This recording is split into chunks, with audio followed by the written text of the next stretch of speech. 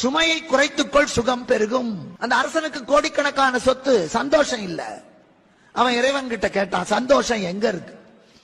இறைவன் சொன்னார், இங்க இருந்து கிளம்பி போ திருப்பூருக்கு. திருப்பூருக்கு பக்கத்துல ஒரு 10 மைலுக்கு அந்த பக்கம் உள்ள ஒரு ஊர் இருக்கு. அந்த ஊருக்குள்ள போ, ஒத்தையடி பாதையில. அங்க ஒரு கிழிஞ்ச கோவணத்தை கட்டிக்கிட்டு ஏத்த அரைச்சுக்கிட்டு இருப்பான், பாட்டு பாடிக்கிட்டு. அவங்கிட்ட போய் கேட்டா சந்தோஷம்னா என்னன்னு சொல்லுவான். ராஜா போனா ஒத்தையடி பாதை, அங்க போனா ஒருத்தன் ஏத்தம் இறைக்கிறான். ஏத்தம் இறைக்கிற போது அவன் கட்டி இருக்கிறது கோவணம். அந்த கோவணமும் பின்பக்கம் கிழிஞ்சு கிடக்கு. ஒரு அழுக்கு கோவணம் ஆனந்தமா பாட்டு பாடிக்கிட்டு சிரிச்சுக்கிட்டே ஏற்றம் இறைக்கிறான். இந்த மகாராஜா போய் கேட்டார், ஏப்பா இவ்வளவு சந்தோஷமா இருக்கியே? ஆமா, நான் ரொம்ப சந்தோஷமா தான் இருக்கேன், எனக்கு சுமையே இல்ல. நான் இவ்வளவு பெரிய ராஜ்யத்துக்கு அதிகாரி, இவ்வளவு சொத்து சுகத்தோட இருக்கிறேன், இத்தனை ஆழ்படையோட இருக்கிறேன், எனக்கு நிம்மதியே இல்ல. நீ இப்படி கிழிஞ்ச கோவணத்தை கட்டி கொண்டு சந்தோஷமா இருக்கே, இதுக்கு எப்படிரா அர்த்தம்னா? வாங்க காட்டுறேன். வீட்டுக்கு கூட்டிட்டு போனான். குடிசை வீடு, 10 இடத்துல பொத்தல்.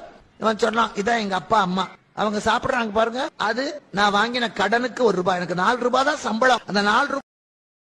Download ShareChat.